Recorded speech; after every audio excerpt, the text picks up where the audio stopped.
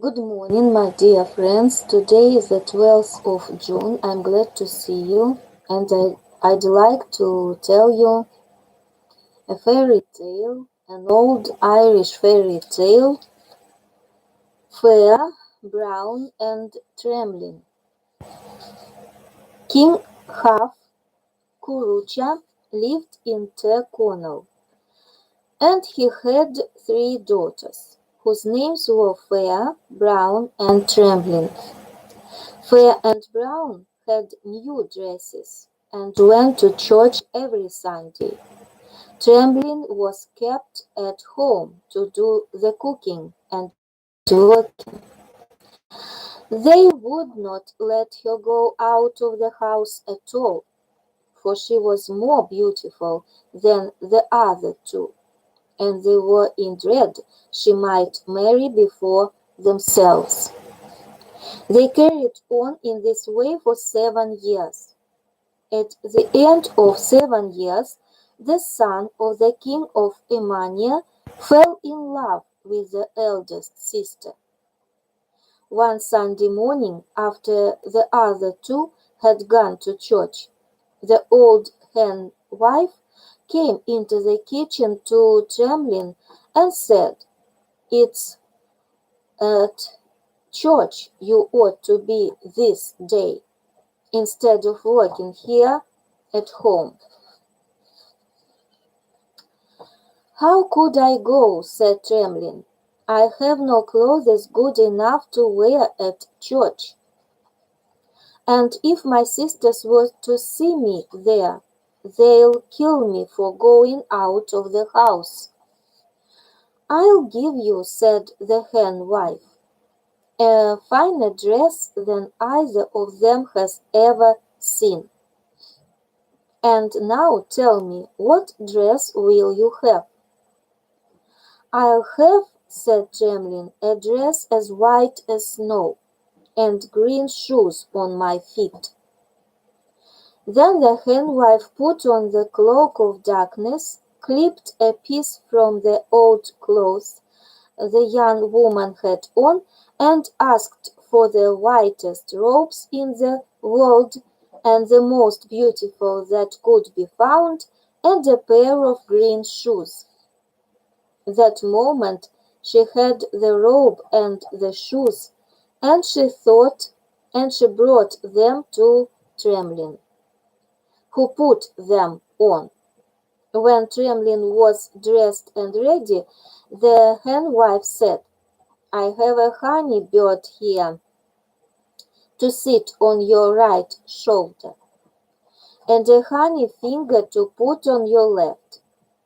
At the door stands a milk-white mare with a golden saddle for you to sit on, and a golden bridle to hold in your hand."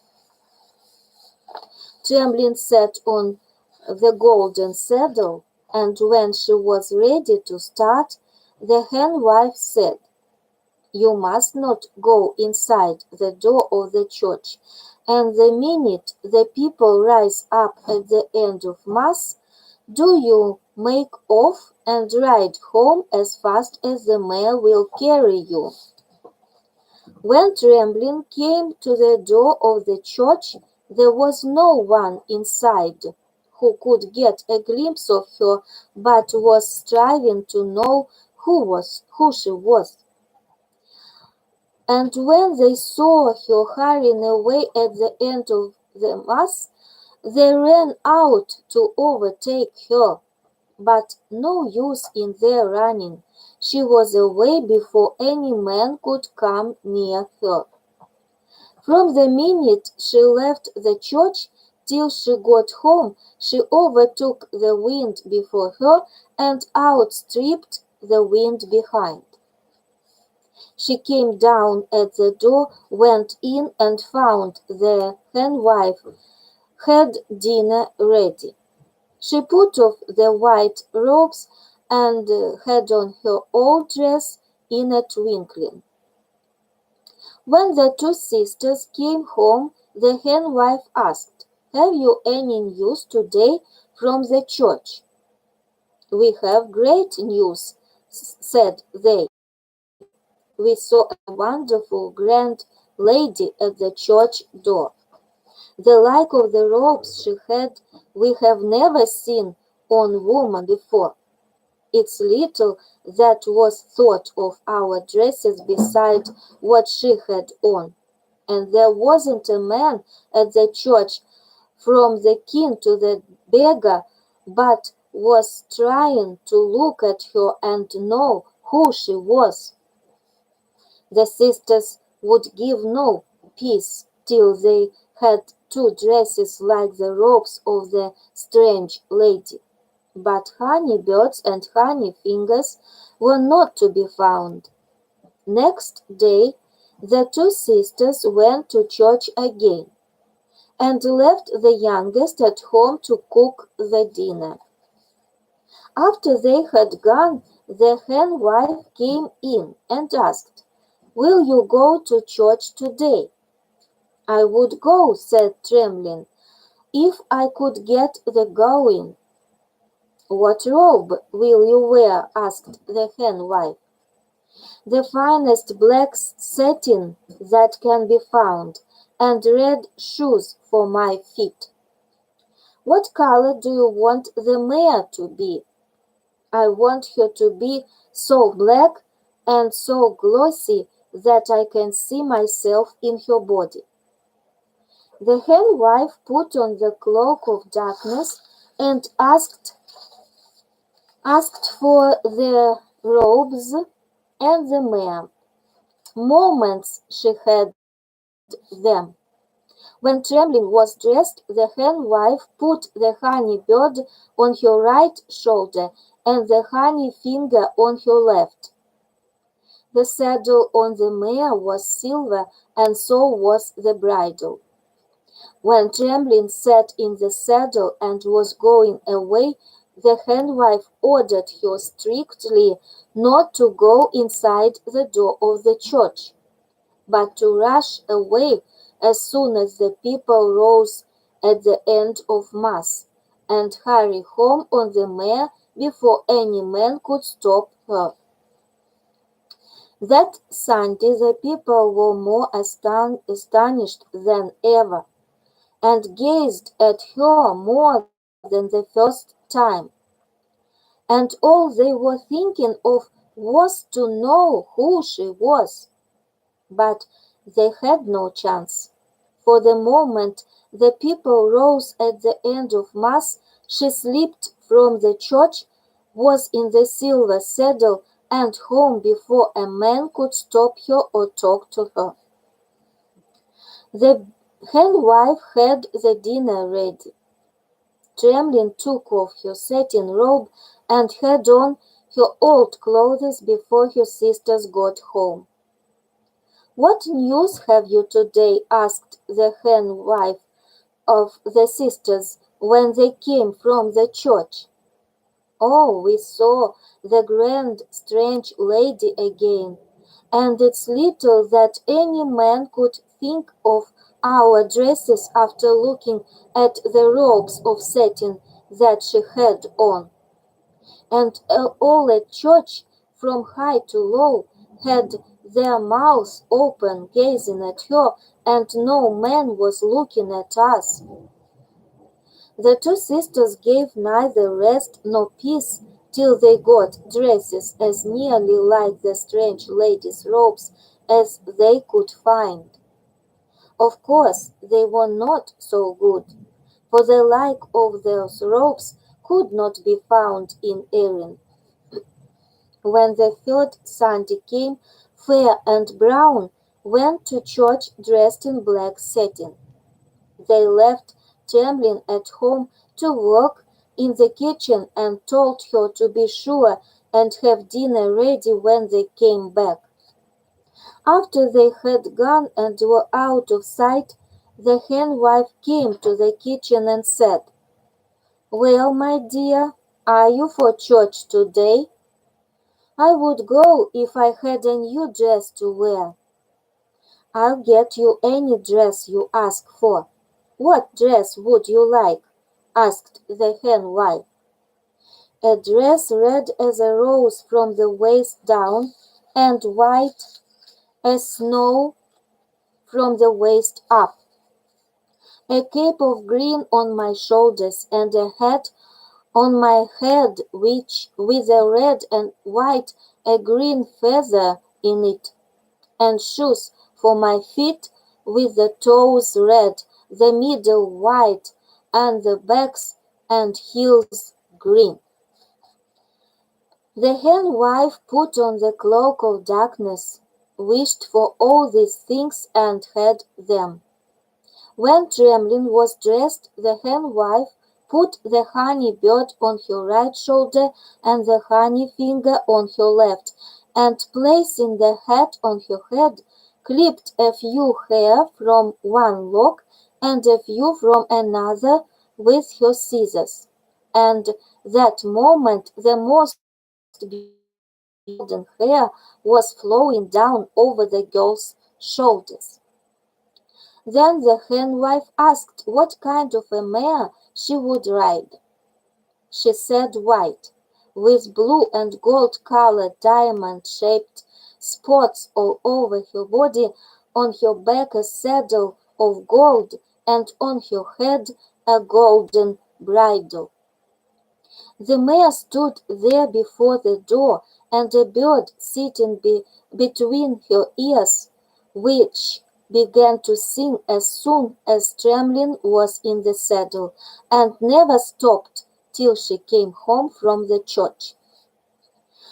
The fame of the beautiful strange lady had gone out through the world, and all the princes and great men that were in it came to church that Sunday, each one hoping that it was himself would have her home with him after Mass. The son of the king of Emania forgot all about the eldest sister, and remained outside the church so as to catch the strange lady before she could hurry away.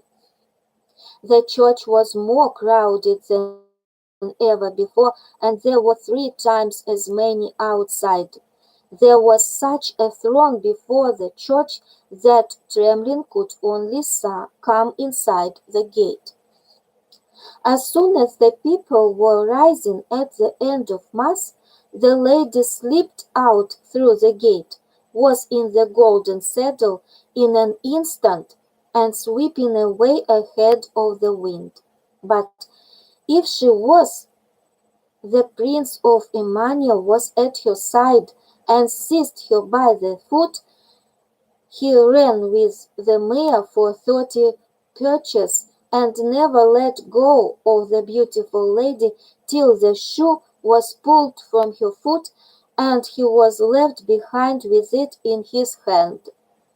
She came home as fast as the mare could carry her, and was thinking all the time that the hen wife would kill her for losing the shoe.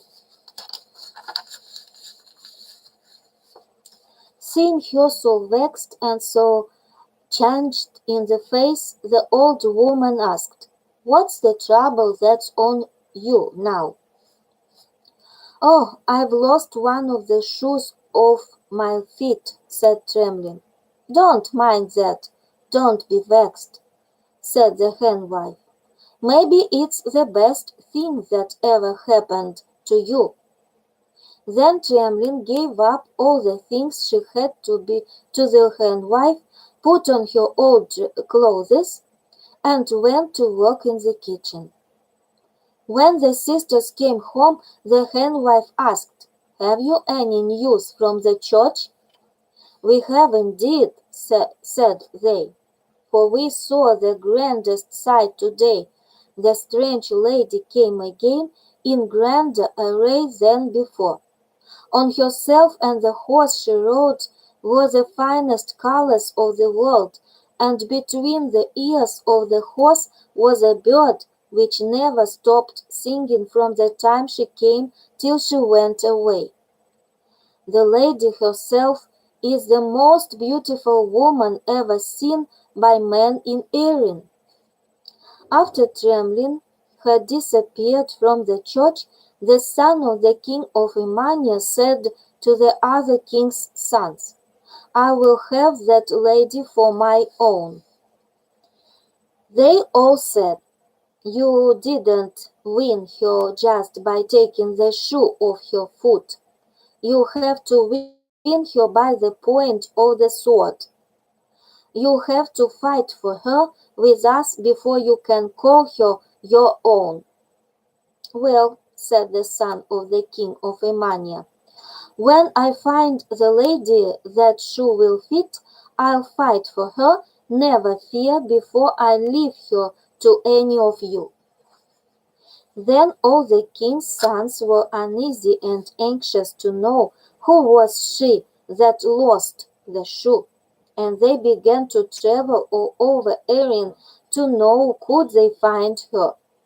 The prince of Emania and all the others went in a great company together and made the round of Erin. They went everywhere, north, south, east, and west. They visited every place where a woman was to be found, and left not a house in the kingdom they did not search, to know could they find the woman the shoe would fit, not caring whether she was rich or poor or high or low degree. The prince of Emania always kept the shoe, and when the young women saw it, they had great hopes, for it was of proper size, neither large nor small, and it would beat any man to know of what material it was made. One thought it would fit her if she cut a little from her great toe, and another, with too short a foot, put somewhere in the tip of her stocking. But no use, they only spoiled their feet and were curing them for months afterwards. The two sisters, Fair and Brown, heard that the prince of the world were looking all over Erin. Princes of the world were looking all over Erin for the woman that could wear the shoe, and every day they were talking of trying it on. And one day Trembling spoke up and said, "Maybe it's my foot that the shoe will fit." "Oh, the breaking of the dog's foot on you! Why say so when you were at home every Sunday?" They were that way waiting and scolding the younger sister till the princes were near the place. The day they were to come, the sisters put Trembling in a closet and locked the door on her. When the company came to the house, the prince of Emania gave the shoe to the sisters, but though they tried and tried, it would fit neither of them. "Is there any other young woman in the house?" asked the prince. "There is," said Trembling, speaking up in the closet. "I'm here." "Oh, we have her for nothing but to put out the ashes," said the sisters. But the prince and the others wouldn't leave the house till they had seen her. So the two sisters had to open the door. When Trembling came out, the shoe was given to her, and it fitted exactly. The prince of Emania looked at her and said, "You are the woman the shoe fits, and you are the woman I took the shoe from." Then Trembling spoke up and said, "Do you stay here till I return." Then she went to the henwife house. The old woman put on the cloak of darkness, got everything for her she had the first Sunday at church, and put her on the white mare in the same fashion. Then Trembling rode along the highway to the front of the house. All who saw her the first time said, "This is the lady we saw at church."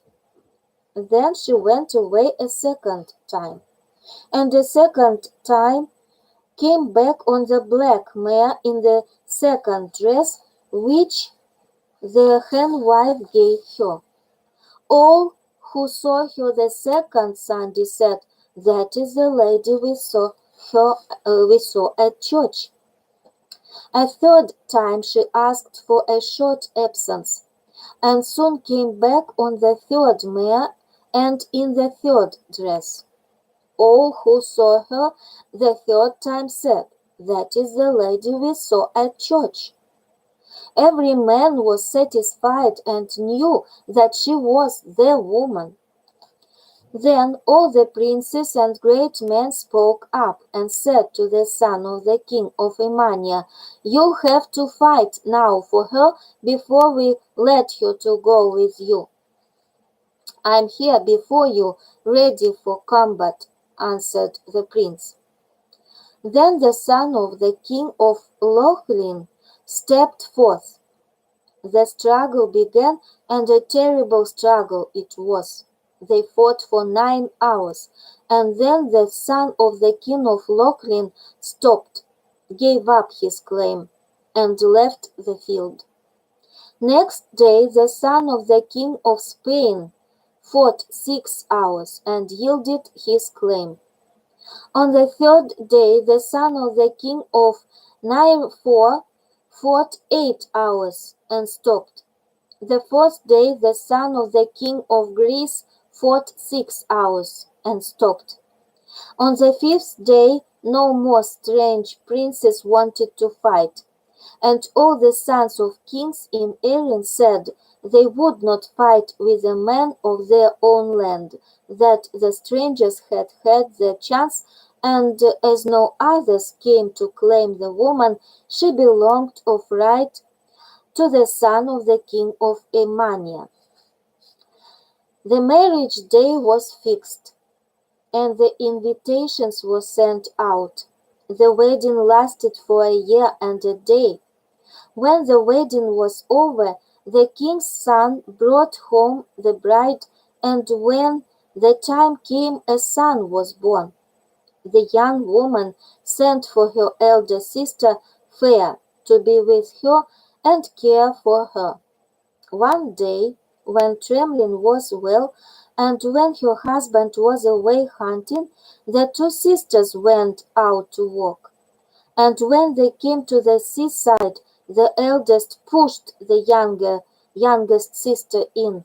A great whale came and swallowed her. The eldest sister came home alone, and the husband asked, "Where is your sister?" "She has gone home to her father in Ballyshannon. Now that I am well, I don't need her." "Well," said the husband, looking at her, I'm a dread.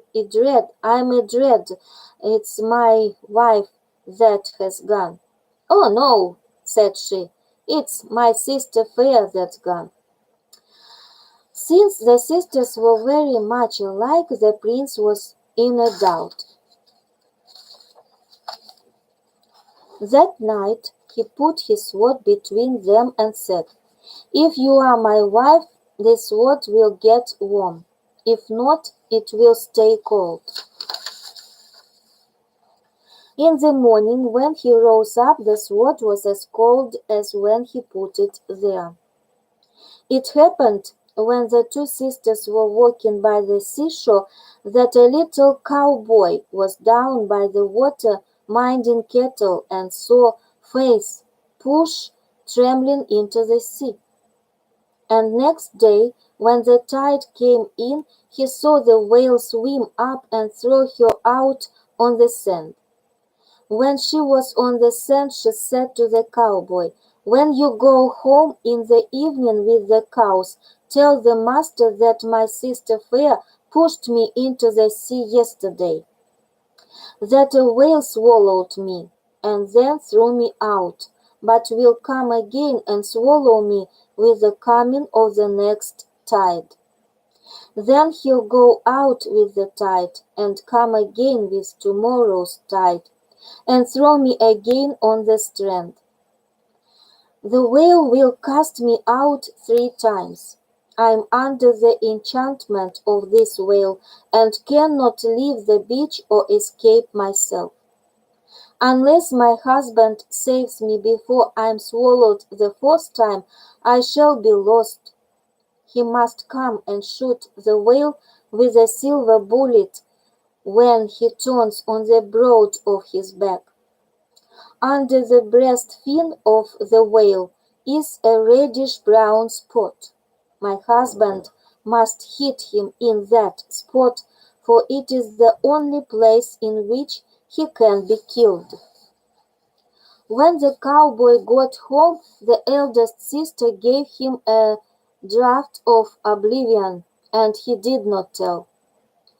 Next day he went again to the sea. The whale came and cast Trembling on shore again. She asked the boy, "Did you tell the master what I told you to tell him?"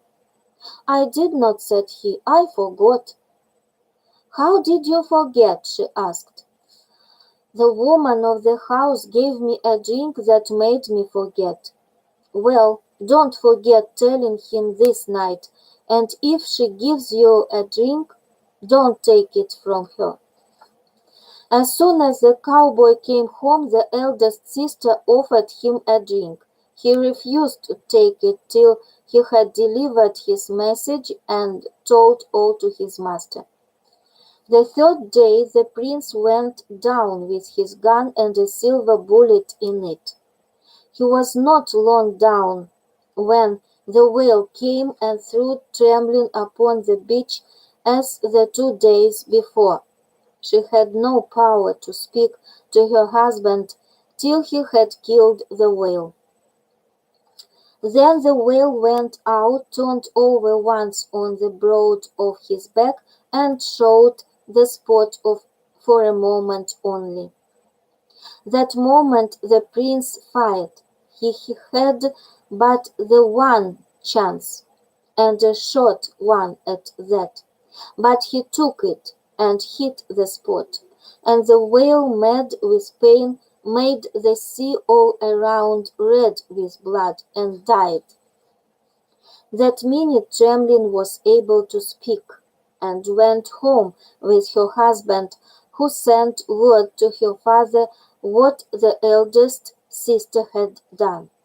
The father came and told him any death he chose to give her to give it. The prince told the father he would live her life and death with himself. The father had her put out then on the sea in a barrel with provisions in it for 7 years. In time Trembling had a second child, a daughter. The prince and she sent the cowboy to school and trained him up as one of their own children, and said, "If the little girl that is born to us now lives, no one man in the world will get her but him." The cowboy and the prince's daughter lived on till they were married. The mother said to her husband, "You could not have saved me from the whale but for the little cowboy. On that account I don't grudge him my daughter." The son of the king of Emania and Trembling had 14 children, and they lived happily till the 2 died of old age. That's all.